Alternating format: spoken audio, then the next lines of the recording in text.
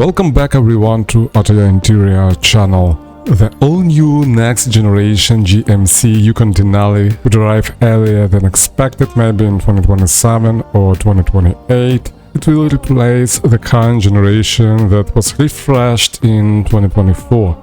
Besides redesign, the new platform and 5.7 and 6.6-liter engines, it could finally receive a hybrid powertrain. We have illustrated the interior and exterior of the new 2027 GMC Yukon Denali with different color options.